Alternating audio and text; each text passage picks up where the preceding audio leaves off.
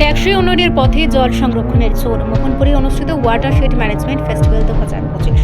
জল সংরক্ষণ ও পরিবেশ সুরক্ষার বার্তা নিয়ে মোহনপুরের তারানগরে তারাসুন্দরী বার সংলগ্ন এলাকায় অনুষ্ঠিত হল ওয়াটারশেড ম্যানেজমেন্ট ফেস্টিভ্যাল 2025।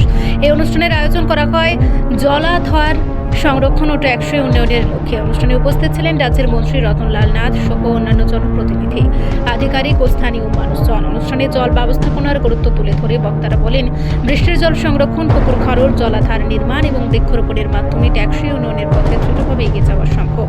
বক্তব্যে জানানো হয়, এ ধরনের উদ্যোগ শুধুমাত্র কৃষকদের জন্য উপকারী নয়, বরং দেশের খাদ্য নিরাপত্তা নিশ্চিত করা এবং পরিবেশ রক্ষার ক্ষেত্রেও অত্যন্ত গুরুত্বপূর্ণ ভূমিকা পালন করে।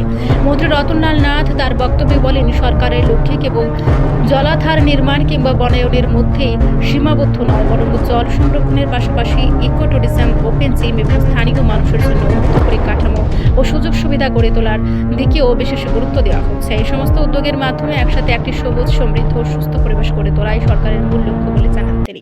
চাষের ক্ষেত্রে বৃষ্টির জলের উপর নির্ভরশীল,